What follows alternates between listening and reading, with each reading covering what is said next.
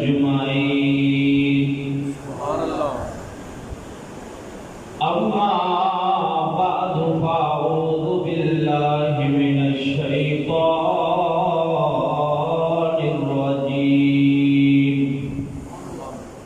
بسم الله الرحمن الرحيم.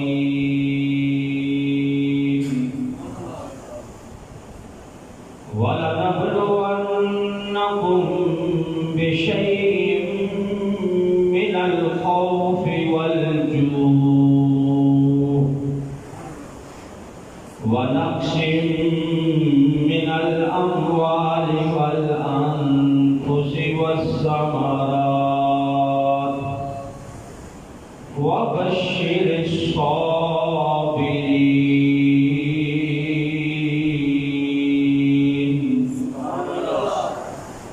الذين إذا أصابتهم مصيبة قالوا إنا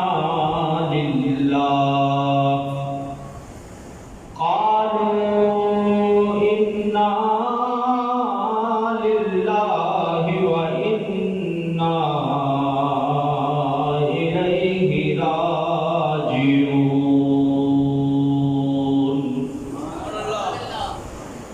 آمنت بالله صدق الله مولانا العظيم وصدق رسوله النبي الكريم الأمين. الصلاة والسلام عليك يا رسول الله. مل کے درود پاک پڑھیں بھائی. الصلاة والسلام عليك يا حبيب الله. الصلاة والسلام عليك يا رحمة للعالمين وعلى آلك وأصحابك يا شفيع المذنبين. باغ جنت کے ہیں بہرے مدح خانے اہل بیت. تم کو مزدار نار کا اے دشمنان اہل بیت. سب پڑھو گے کہ باغ جنت کے ہیں بہرے مدح خانے اہل بیت. باغ جنت کے ہیں بہرے مدح خانے اہل بیت. تم کو مزدار نار کا اے دشمنان اہل بیت. کس شقی کی ہے حکومت ہائے کیا اندھیر ہے. کس شقی کی ہے حکومت ہائے کیا اندھیر ہے. دن دہاڑے ٹوٹ رہا ہے کاروان اہل بیت. دن دہاڑے لٹ رہا ہے کاروان اہل بیت. اور اپنا سودا بیچ کر بازار سونا کر گئے. اپنا سودا بیچ کر بازار سونا کر گئے. کون سی بستی بسالی کاروان اہل بیت. سب کہو لعنت اللہ علیکم دشمنان اہل بیت. لعنت اللہ علیکم دشمنان. اور بے ادب گستاخ فرقے کو سنا دے اے حسن. یوں پڑا کرتے ہیں سنی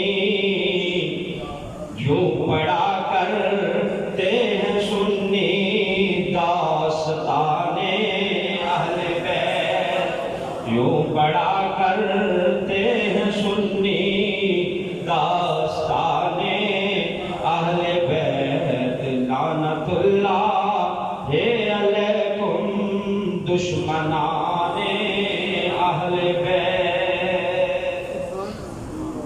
نہایت ہی عزت و احترام کے قابل برادران اسلام، گزشتہ جمعۃ المبارک کے موضوع کو آگے بڑھاتے ہوئے آج امام عالی مقام حضرت امام حسین رضی اللہ تعالیٰ عنہ کی شہادت کا ذکر کیا جائے گا، لیکن اس سے قبل کچھ ضروری گزارشات عرض کرنا چاہتا ہوں، کیونکہ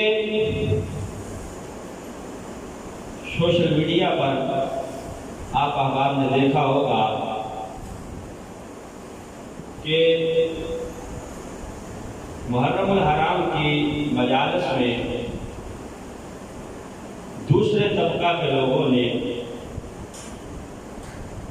شان اہل بیت کی آڑ میں صحابہ کرام رضوان اللہ علیہم اجمعین کی اہانت اور توہین کرتے ہوئے صحابہ کرام کے بارے میں نازیبا گفتگو کی، نہ صرف گفتگو کی بلکہ ایک نام نہاد ذاکر نے اسلام آباد میں مجلس پڑھتے ہوئے نعوذ باللہ نعوذ باللہ نبی پاک صلی اللہ علیہ وسلم کے صحابی حضرت صدیق اکبر رضی اللہ تعالیٰ عنہ کو نعوذ باللہ کافر تک کہہ دیا، کافر تک کہہ دیا۔ اور ہمارے سنی مسلمانوں نے قانونی چارہ جوئی کرتے ہوئے اس کے خلاف ایف آئی آر کروائی، رپٹ درج کروائی۔ اب چاہیے تو یہ تھا کہ اس ملعون ذاکر کو گرفتار کر کے پابند سلاسل کیا جاتا، اس عاصم رضا علوی نامی گستاخ صحابہ اور نبی پاک صلی اللہ علیہ وسلم کے صحابہ کی شان میں توہین کرنے والے ذاکر کو گرفتار کرنے کی بجائے راتوں رات ملک سے فرار کروا دیا گیا۔ اسی طرح کراچی میں مجالس میں کھلے عام حضرت امیر معاویہ اور حضرت ابو سفیان رضی اللہ تعالیٰ کو گالیاں دی گئی۔ یہ سارے صحابہ ہیں، رب کعبہ کی قسم ہے ان کا ایمان معتبر ہے، ہم تک ایمان پہنچا ہے تو ان صحابہ کی وجہ سے پہنچا ہے۔ اگر کوئی صحابہ پہ توجہ کرے گا اور ان کے بارے میں کہے گا کہ ہم انہیں رضی اللہ عنہ نہیں مانتے تو رب کعبہ کی قسم ہے اسے اپنی عقل کا علاج کروانا چاہیے، اسے اپنی عقل کا بندوبست کرنا چاہیے۔ وہ رضی اللہ عنہ کہتا ہے کہے، نہیں کہتا نہ کہے، رب کعبہ کی قسم ہے اللہ نے تو قرآن میں انہیں رضی اللہ عنہ کہہ کے ان کی بریت کا اعلان کر دیا ہے۔ قرآن نے کہا رضی اللہ عنہ مردود، تو تمہارے رضی اللہ عنہ کہنے سے انہیں کیا فرق پڑتا ہے؟ قرآن نے کہا ہے کہ اللہ ان سے راضی ہے، یہ اللہ سے راضی ہے، اور ہم تک ایمان پہنچا ہے صحابہ کے ذریعے۔ صحابہ نے نبی کے پاک سے سیکھا اور سیکھ کر دوسرے ممالک کا سفر کیا، وہاں جا کے اسلام کو پھیلایا۔ اگر انہی صحابہ کی شخصیات پہ انگلیاں اٹھائی جائیں گی اور ان کے بارے میں نعوذ باللہ ایسی باتیں کہی جائیں گی کہ نبی پاک صلی اللہ علیہ وسلم کے بعد صحابہ نعوذ باللہ پھر گئے تھے، تو پھر ایمان کے اوپر انگلی اٹھانا ہے، پھر ہمارا ایمان معتبر نہیں رہتا، کیونکہ جس نے پہنچایا ہے اس کا معتبر ہونا ضروری ہے۔ تو صحابہ سارے کے سارے الحمدللہ عادل بھی ہیں اور سارے کے سارے ہم اہل سنہ کے نزدیک معتبر بھی ہیں۔ کیوں؟ ہم نے جس کو بھی مانا ہے نبی پاک صلی اللہ علیہ وسلم کی نسبت کی وجہ سے مانا ہے۔ سبحان اللہ۔ صحابہ کو بھی اگر مانا ہے تو سرکار کی اہل بیت کو بھی ماننا ہے سرکار کی وجہ سے۔ توجہ کے ساتھ دوست بات گفتگو سماعت کیجیے گا۔ اور اہل بیت کی محبت ہم نے اگر سیکھی ہے تو صحابہ سے سیکھی ہے۔ صحابہ نے خود اہل بیت کی محبت، ان کے ساتھ محبت کر کے دکھائی ہے۔ حضرت ابو ہریرہ رضی اللہ تعالیٰ عنہ، سارے نام سے واقف ہے حضرت ابو ہریرہ سب کو رضی اللہ تعالیٰ عنہ۔ یہ نبی پاک کے وہ صحابی ہیں، ہر وقت سرکار کے مجلس میں موجود رہتے ہیں۔ انہوں نے اپنا گھر نہیں بنایا، اس لیے کہ سرکار کی احادیث نوٹ کرتے رہتے ہیں، لیکن یہ نہ ہو کہ میں گھر میں سوتا رہوں، سرکار کے ہونٹوں سے کچھ الفاظ نکلے اور میں محفوظ کرنے سے رہ جاؤں۔ گھر ہی نہیں بنایا، ساری زندگی سرکار کی خدمت میں گزاری ہے۔ حضرت ابو ہریرہ کی عمر ہے 60 سال۔ کتنی عمر ہے؟ 60 سال۔ اور حضرت امام علی مقام امام حسین کی عمر ہے 40 سال۔ کتنی ہے بھائی؟ 40 سال۔ اب ادب دیکھیے صحابی کا، اہل بیت کا، کہ کتنا ادب کرتے ہیں۔ حضرت ابو ہریرہ نے دیکھا کہ حضرت امام حسین سواری سے نیچے اتر رہے ہیں، نیچے اترتے ہوئے ان کا جوتا زمین پہ جو پڑا تو کیچڑ تھا، کیچڑ کی وجہ سے ذرا سی پھسلن ہوئی، پاؤں پھسل گیا۔ حضرت امام حسین رضی اللہ تعالیٰ عنہ سنبھلے تو حضرت ابو ہریرہ نے دیکھا کہ آپ کے جوتے کو کیچڑ لگ چکا ہے، گرد آلود ہو چکا ہے آپ کا جوتا۔ حضرت ابو ہریرہ 60 سال کی عمر ہے، قریب آئے، امام علی مقام کے قدموں سے جوتا اتار کے اپنا سفید امامہ اتار کے اس جوتے کو صاف کرنا شروع ہو گیا۔ سبحان اللہ، سبحان اللہ۔ عمر کتنی ہے؟ میں نے کہا 60 سال۔ امام علی مقام کی عمر کتنی ہے؟ 40 سال۔ بڑے کون ہیں؟ حضرت ابو ہریرہ۔ ارد گرد جو لوگ کھڑے ہیں وہ ہنس کر رہے ہیں، باتیں بھی کر رہے ہیں کہ ابو ہریرہ تم بوڑھے ہو چکے ہو، سفید بال ہے داڑھی کے، یہ تم نے پٹکے کے ساتھ حضرت امام علی مقام کا نالین شریف صاف کرنا شروع کر دیا۔ خود امام علی مقام نے بھی حضرت ابو ہریرہ کو منع کیا کہ آپ بزرگ ہیں، میرا کام بنتا ہے کہ میں آپ کا ادب کروں۔ حضرت ابو ہریرہ نے آگے سے جواب کیا دیا؟ کہا حسین خاموش ہو جاؤ، یہ جو میں ادب کر رہا ہوں نسبت رسول کا کر رہا ہوں۔ یہ جو میں ادب کر رہا ہوں یہ خون رسول کا ادب کر رہا ہوں۔ جو ادب ہو رہا ہے نسبت رسول کا ادب ہو رہا ہے۔ کوئی عام بندہ ہوتا تو شاید تو یہ کام نہ کرتا۔ میں نے جو اپنے پگڑی سے تمہارا نالین صاف کیا ہے اس لیے کیا ہے کہ تم کوئی عام بندے نہیں ہو بلکہ نبی پاک کے نواسے ہو۔ یہ میں خون رسول کا ادب کر رہا ہوں۔ یار صحابہ تو یوں ادب کرے اہل بیت کا اور آپس میں مل جل کے رہے۔ حضرت ابو ہریرہ رضی اللہ تعالیٰ عنہ کے بعد حضرت فاروق اعظم رضی اللہ تعالیٰ عنہ کی بات سنیے۔ مدائن فتح ہو گیا۔ مدائن جب مدائن فتح ہوا تو بہت سا مال غنیمت مسلمانوں کے حصے میں آیا۔ توجہ کے ساتھ نہیں دوست بات گفتگو سنیے گا۔ جب بہت سارا مال غنیمت اکٹھا ہوا تو حضرت فاروق اعظم رضی اللہ تعالیٰ عنہ نے ڈیوٹی لگائی کہ اس مال غنیمت کو تقسیم کیا جائے۔ اب تقسیم کرنے کی جب باری آئی سب سے پہلے حضرت امام حسن رضی اللہ تعالیٰ عنہ تشریف لے آئے کہ جناب ہمارا حصہ اس مال غنیمت سے ہمیں دے دیا جائے۔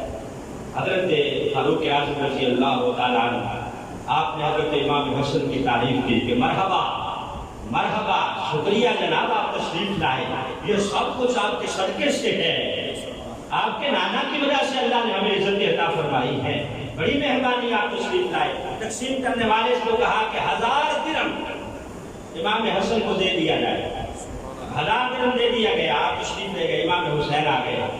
حضرت فاروق اعظم نے پھر کہا مرحبا مرحبا، جزاک اللہ جناب آپ تشریف لائے، آپ نے عزتوں سے نوازا، ساری عزتیں اللہ نے آپ کی وجہ سے عطا فرمائی ہیں، آپ کے نانے کا صدقہ ہے کہ اللہ نے ہمیں یہ عزتیں عطا فرمائی ہیں۔ بانٹنے والے سے کہا کہ 1000 درہم حضرت امام حسین کو بھی ان کا حصہ دے دیا جائے۔ اب دے دیا، یہ دونوں شہزادے جب چلے گئے تو حضرت فاروق اعظم کے اپنے بیٹے عبداللہ بن عمر آ گئے اپنا حصہ لینے کے لیے کہ بجان میرا جو حصہ بنتا ہے وہ بھی مال غنیمت سے مجھے دے دیا جائے۔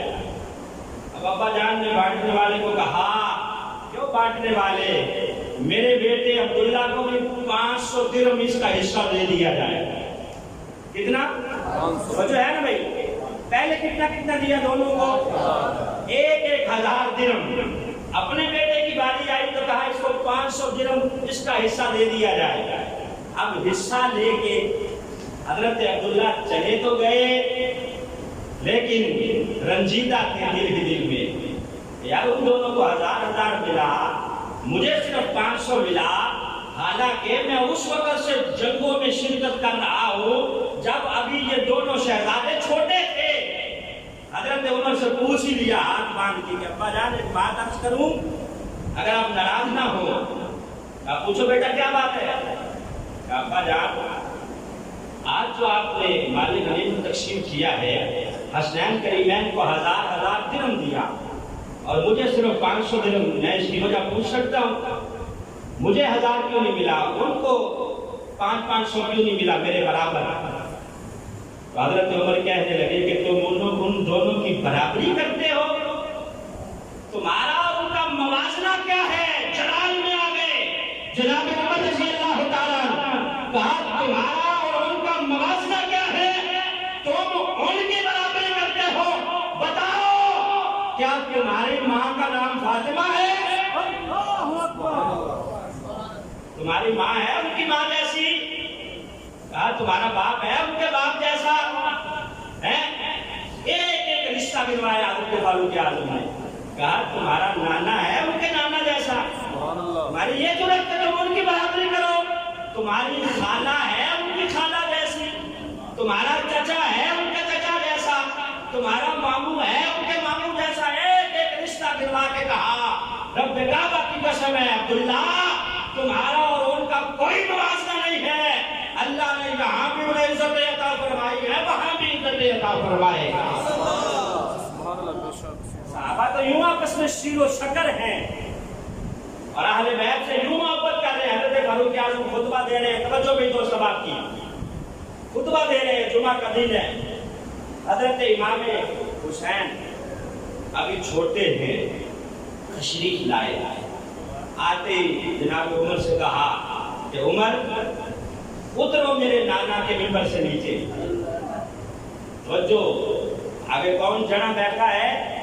25 لاکھ مربع میل کا حاکم ہے، کفر کانپتا ہے اور قد ماشاءاللہ اتنا بڑا قد ہے کہ لوگ دیکھ دیکھ کے یوں ایڑیاں اٹھا کے دیکھتے ہیں اور کانپ جاتے ہیں. جب شہزادے نے کہا کہ اترو یہ میرے نانا مصطفیٰ کا ممبر ہے، تم اس کے اوپر کیوں بیٹھے ہو؟ تو حضرت فاروق اعظم نے بغیر چول و چرا کیے ممبر سے نیچے اتر کے امام علی مقام کے پاس چلے گئے. کہا جی بیٹا میں نے آپ کے نانا کا ممبر خالی کر دیا ہے، آپ بیٹھو. کہا جاؤ پھر آپ جا کے اپنے نانا کے ممبر پہ بیٹھو. حضرت حسین نے عمر سے کہا کہ تم جاؤ جا کے اپنے نانا کے ممبر پہ بیٹھو جہاں میں بیٹھتا ہوں. حضرت عمر کہنے لگے بیٹا میرے نانا کا تو کوئی ممبر نہیں ہے، مجھے تو عزتیں تمہارے نانا کی وجہ سے ملی ہے، میرے نانا کا تو کوئی ممبر نہیں ہے. کہا کوئی نہیں ہے؟ کہا نہیں. کہا ٹھیک ہے پھر میرے نانا کے ممبر پہ ہی بیٹھ جاؤ. کہا اگر کوئی نہیں ہے تو بیٹھ جاؤ. اب حضرت فاروق اعظم بیٹھے ممبر پہ، جلال آ گیا. کہا لوگوں سنو، پہلے میں خود نہیں بیٹھا تھا، مجھے ابو بکر نے بٹھایا تھا، اب مجھے حسین ابن علی نے بٹھا دیا ہے. اب کسی میں جرأت ہے تو مجھے ممبر سے اتار کے دکھائے. اور ساتھ ہی کیا کیا؟ اپنے سر سے پٹکی اتاری، یوں اپنے سر سے امامہ اتار کے کہا حسین بیٹا یہ جو سر پہ میرے بال ہیں نا، یہ بھی تمہارے نانا مصطفیٰ کے صدقے سے اللہ نے اٹھائے ہیں. ساتھ ہی آپ کہنے لگے کہ عمر کی کیا جرأت ہے، عمر اس قابل کہاں تھا؟ عمر تو مکے کے صحراؤں میں اونٹ چلایا کرتا تھا، 10 اونٹ مجھ سے قابو نہیں ہوتے تھے. میرے ابا جان مجھے ڈانٹتے رہتے تھے کہ تم سے جب 10 اونٹ قابو میں نہیں آتے. آج سرکار کی وجہ سے اللہ نے اتنی عزت عطا فرما دی ہے کہ جانور بھی قابو میں ہیں، دریا بھی قابو میں ہے، اور اللہ نے مسلمانوں کے دلوں پہ بھی حکمرانی عطا کر دی ہے. تم کہتے ہو کہ شاید صحابہ اور اہل بیت کا کوئی آپس میں اختلاف ہے. ان کو جدا کر کے تم چاہتے ہو کہ شاید ان کی محبت الگ چیز ہے اور ان کی محبت الگ چیز ہے. رب کعبہ کی قسم ہے، صحابہ اہل بیت آپس میں شیر و شکر ہے، ان کی آپس میں محبتیں ہیں، ان کا آپس میں پیار ہے. ہم نے اگر ادب سیکھا ہے اہل بیت کا تو صحابہ سے سیکھا ہے، صحابہ نے ہمیں سکھایا ہے. جو بھی دوست بات کیا، یہ لوگ جو ہیں دوسرے طبقے کے، ان کی کتب میں لکھا ہے کہ یہاں امام علی مقام امام حسین رضی اللہ تعالیٰ عنہ کی قبر مبارک ہے. اس قبر کی اس طرف اور چاروں طرف 15 میل چاروں طرف جو بھی مسلمان دفن ہوگا اللہ اسے عذاب قبر سے محفوظ فرمائے گا. یہ ان کی کتب میں لکھا ہے. الحمدللہ ہم بھی مانتے ہیں حضرت امام علی مقام کا مقام ہے. یہی بات حضرت میاں میر رحمۃ اللہ علیہ سے بھی کسی نے کی، بعد عقیدہ والے نے. میرا عقیدہ یہ ہے کہ جس کے جو بھی امام علی مقام کے روضے کے ارد گرد 40 میل تک، بعض کتب میں ان کی ہے اور بعد میں 15 میل تک دفن ہو جائے گا، اللہ اسے عذاب قبر سے محفوظ فرمائے گا. بتاؤ تمہارا کیا عقیدہ ہے؟ حضرت میاں میر کو جلال آ گیا، کہا یہ تمہارا عقیدہ ہوگا، میں سنی ہوں. میرا عقیدہ یہ ہے کہ جس کے دل میں بھی محبت اہل بیت ہے، جو اہل بیت اور امام علی مقام کی محبت سینے میں دفن کر کے مرے گا، اللہ اسے بھی عذاب قبر سے محفوظ فرمائے گا. اب یہاں تو نقطہ سمجھانا چاہتا ہوں وہ یہ ہے کہ ان کا عقیدہ ہے کہ 15 میل تک چاروں طرف جو حضرت امام علی مقام کی قبر کے چاروں طرف 15 میل تک دفن ہو گیا وہ عذاب قبر سے محفوظ ہو جائے گا. اب مجھے یہ بتائیں کہ امام حسین کا مرتبہ زیادہ ہے یا ان کے نانا مصطفیٰ کا مرتبہ زیادہ ہے؟ بتاؤ نا یار. مصطفیٰ کریم نبی پاک صلی اللہ علیہ وسلم کی عزت اور مقام یقیناً زیادہ ہے کہ ان کی وجہ سے انہیں عزت ملی ہے. ان کے روضے کے ارد گرد 15 میل تک اگر کوئی دفن ہو جائے تو اللہ عذاب قبر سے محفوظ فرمائے گا.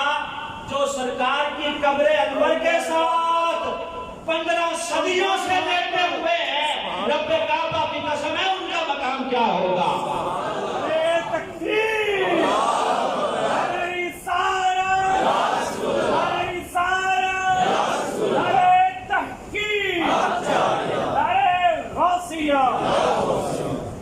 امام علی مقام حضرت امام حسین کا مرتبہ یقیناً بڑا ہے، لیکن سرکار کے رتبے کے برابر تو نہیں ہے نا. سرکار کا رتبہ تو کہیں زیادہ ہے.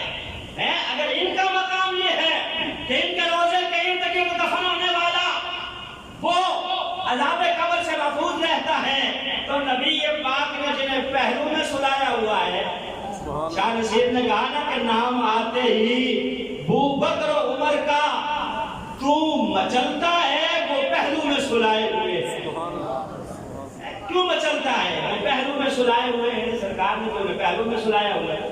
تو جو سرکار کے ساتھ بیٹھے ہوئے ان کے بارے میں تو فتوے دیتا پھرے کہ وہ نبی پاک صلی اللہ علیہ وسلم کے بعد پھر گئے تھے نعوذ باللہ، یا ان کے بارے میں کوئی ہلکی بات کرے. رب کعبہ کی قسم ہے ہم سنی اس کو گوارا نہیں کریں گے. ہم اہل بیت کی محبت کا بھی دم بھرتے ہیں، صحابہ سے بھی پیار کرتے ہیں. نبی پاک صلی اللہ علیہ وسلم کے صحابہ اور اہل بیت آپس میں شیر و شکر ہے. اور اہل بیت کی شان کیا شان ہے، سخی گھرانہ، اتنا سخی گھرانہ. حضرت امام حسن رضی اللہ تعالیٰ عنہ ایک دن آپ نکلے مدینہ کی گلیوں میں، آپ نے دیکھا ایک بوڑھی خاتون ہے، اور وہ بوڑھی خاتون کیا کر رہی ہے؟ اونٹوں کی مینگنیاں اکٹھی کر رہی ہے. توجہ بھائی، اونٹوں کی مینگنیاں اکٹھی کر رہی ہے بوڑھی خاتون. حضرت امام حسن نے غور سے اس بڑھیا کو دیکھا اور متوجہ کر کے کہا اماں جان تم نے مجھے پہچانا؟ کہا بیٹا نہیں میں نے تو نہیں پہچانا. کہا اماں کوئی بات نہیں میں نے آپ کو پہچان لیا ہے. اچھا بتاؤ. کہا اماں جان یاد ہے نا ایک مرتبہ میں، میرا بھائی حسین اور میرا کزن عبداللہ بن جعفر ہم حج کرنے گئے تھے تو وہاں آپ کی کلی میں ہم ٹھہرے تھے. آپ نے ہمیں کھانا بھی دیا تھا، کھانا سرو کیا تھا.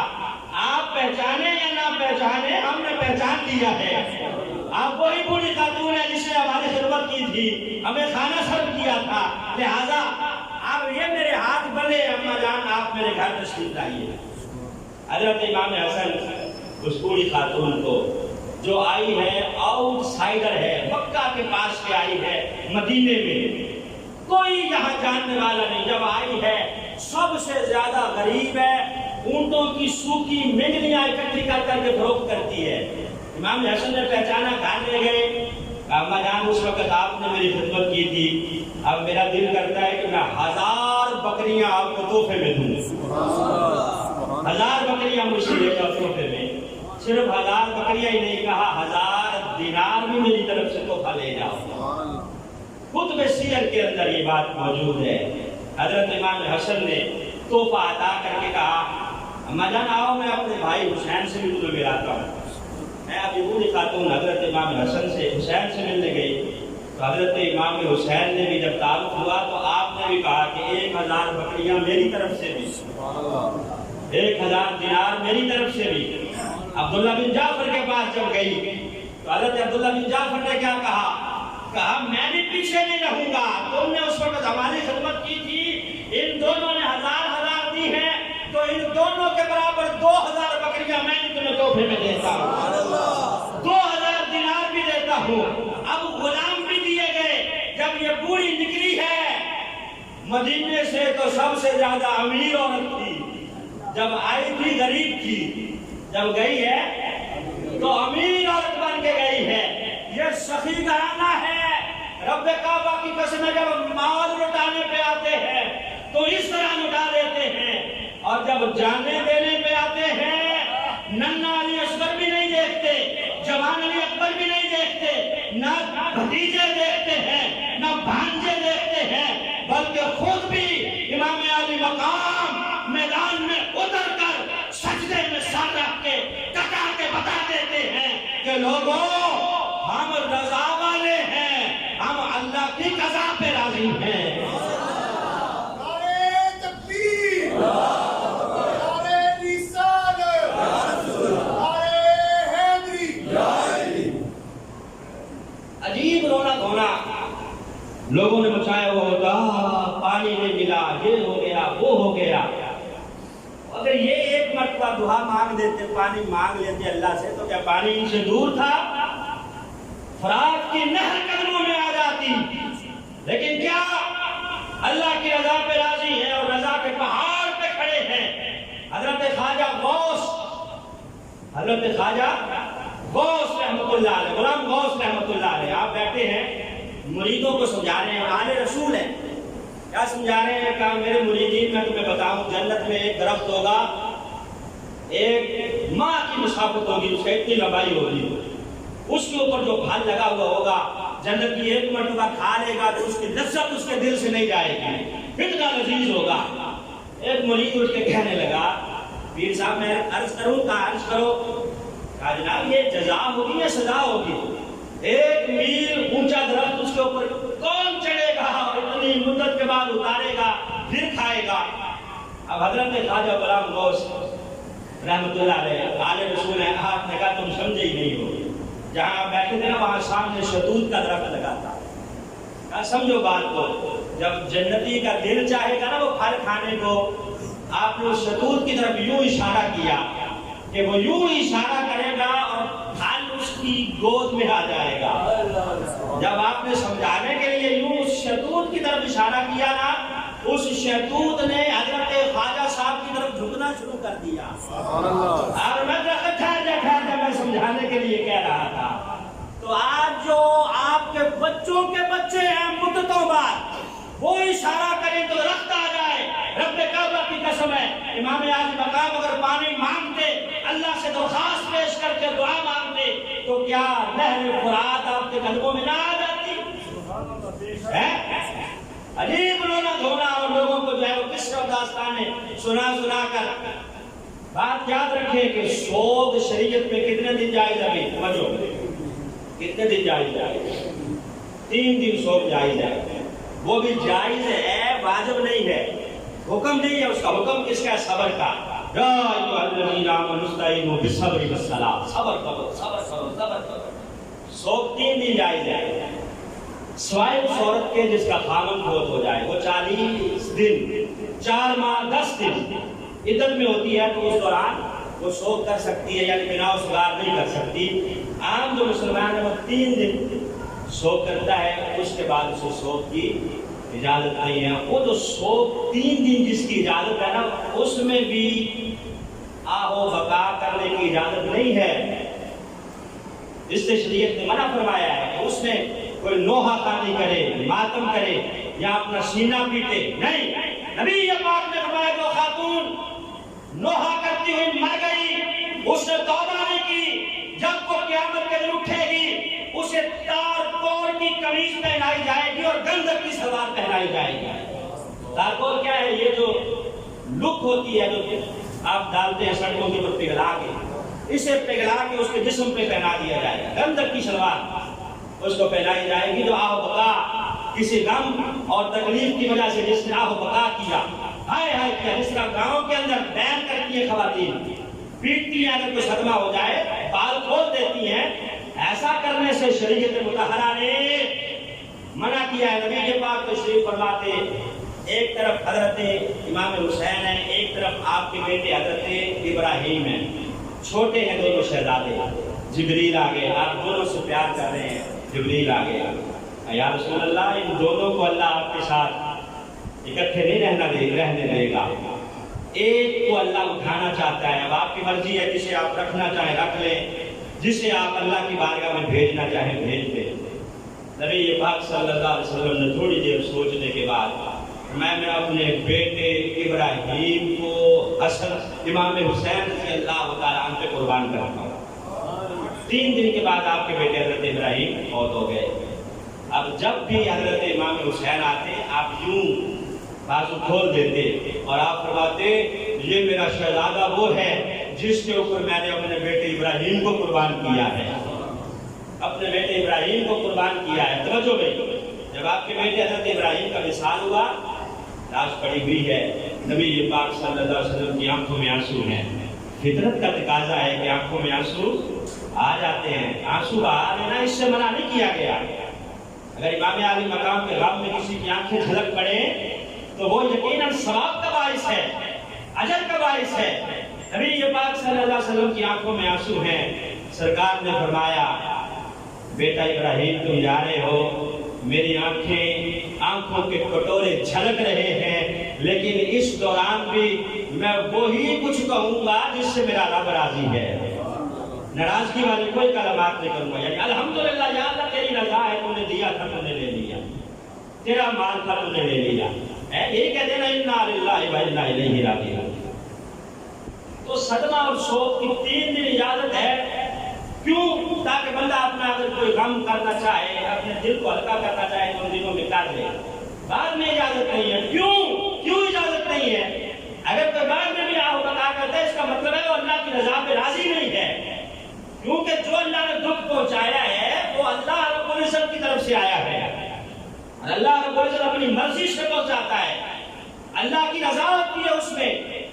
امام عالی مقام حضرت امام حسین رضی اللہ تعالیٰ جانتے تھے کہ مجھے شہید کر دیا جائے گا، خود نبی پاک بھی جانتے تھے کہ میرے اس نواسے کو شہید کر دیا جائے گا، لیکن ایک مرتبہ بھی دعا نہیں مانگی۔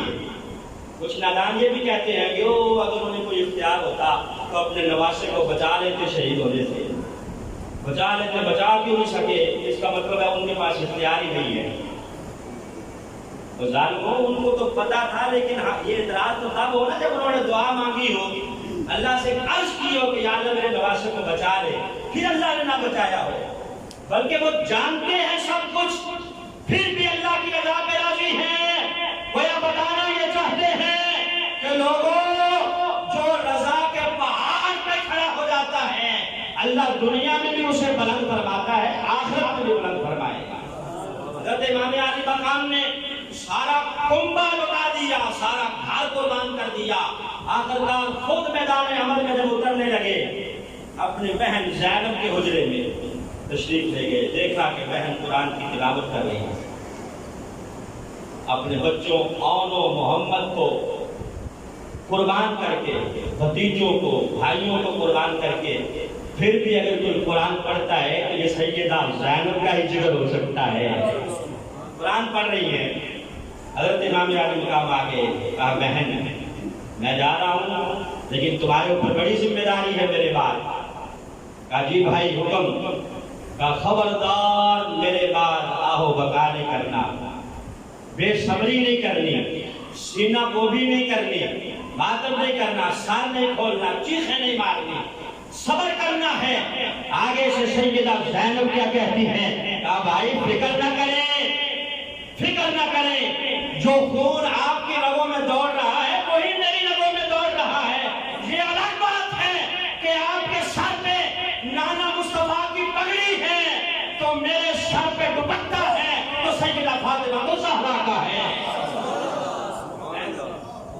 تمہارے سر پہ نانا مصطفیٰ کی دستار ہے تو میرے سر پہ بھی جو دوپٹہ ہے وہ چادر تطہیر ہے، سیدہ فاطمہ الزہرا کا دوپٹہ ہے۔ آپ بے فکر ہو جائیں، بے فکر ہو جائیں، کوئی آہو بکا نہیں ہوگا، کوئی سینہ گوبھی نہیں ہوگی۔ اب امام علی مقام جب نکلے ہیں میدان عمل میں، یزیدی لشکر دیکھ کے پریشان ہے کہ کس شیر کی آمد ہے کہ رن کانپ رہا ہے، رن ایک طرف چل کے کوہن کانپ رہا ہے۔ شمشیر بکف دیکھ کے حیدر کے پسر کو رستم کا کلیجہ، رستم کا جگر زیر کفن کانپ رہا ہے۔ بڑے بڑے رستم پہلوان بھی کانپتے ہیں کہ اب کیا بنے گا۔ امام علی مقام خود نکل آئے ہیں، امام علی مقام جدھر جا رہے ہیں گاجر مولی کی طرح یزیدیوں کو کاٹتے جا رہے ہیں۔ صرف اتنا پتہ چلتا ہے، دھول اٹھتی ہے کہ امام ادھر کو گئے ہیں، ادھر کو گئے ہیں۔ جب دیکھا ظالموں نے کہ جس طرح کام نہیں چلے گا، ہر طرف سے تیروں کی بارش شروع ہو گئی، تیروں کی بارش ہر طرف سے۔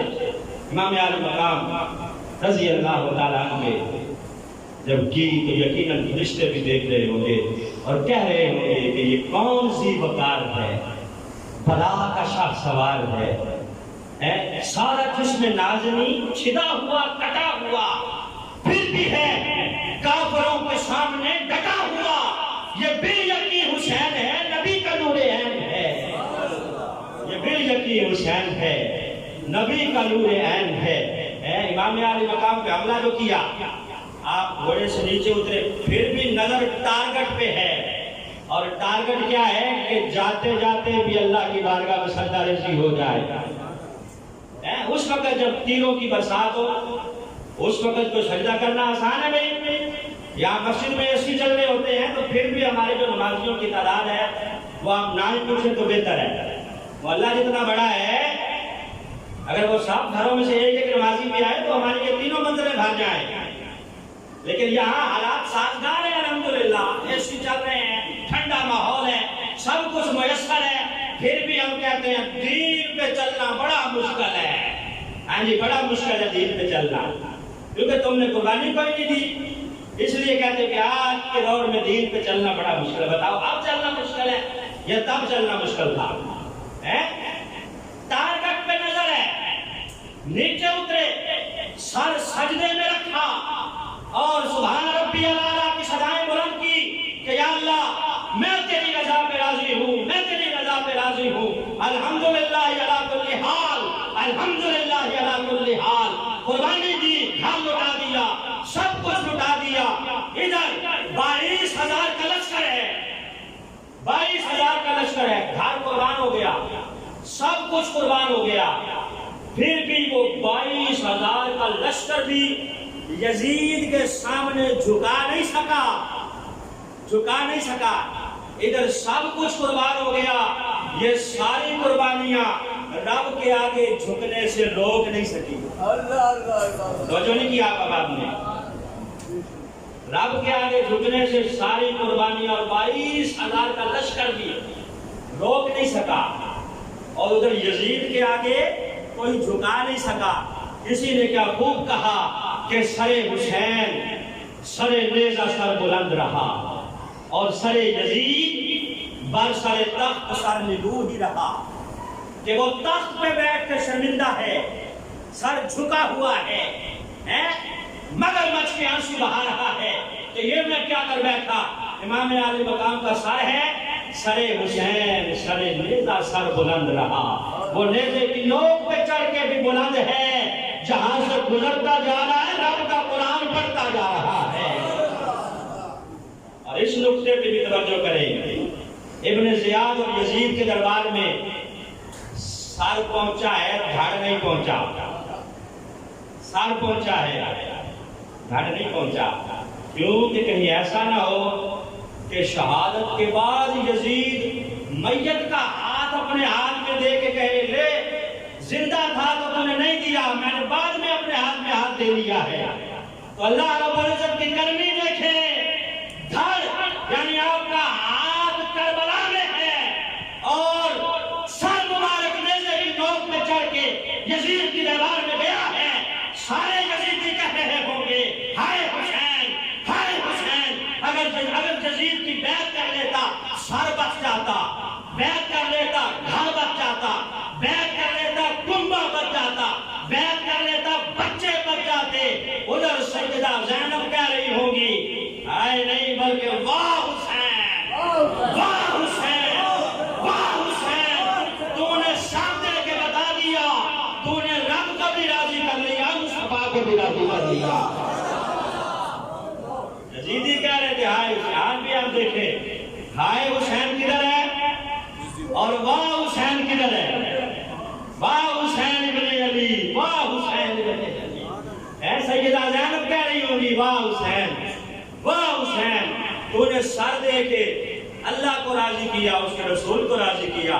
یقیناً مدینے سے بھی آواز آ رہی ہوگی واہ حسین، مکے سے آواز آ رہی ہوگی واہ حسین، آسمان کے فرشتے بھی کہہ رہے ہوں گے اس کی جرأت پر علی شیر خدا کو ناز ہے، اس نواسے پر محمد مصطفیٰ کو ناز ہے۔ سجدے تو سب نے کیے، اس کا الگ انداز ہے، اس نے وہ سجدہ کیا جس پر خدا کو ناز ہے، اس نے وہ سجدہ کیا۔ کربلا کی ریت پر آدمی سجدے میں ہے، موت رخصت ہو گئی، زندگی سجدے میں ہے۔ انہوں نے موت کو بھی ہرا دیا ہے، موت بھی رخصت ہو گئی ہے، معافیاں مان رہی ہوگی کہ یہ ہم کس گھرانے میں آ گئے، میں کس گھر میں آ گئی ہوں۔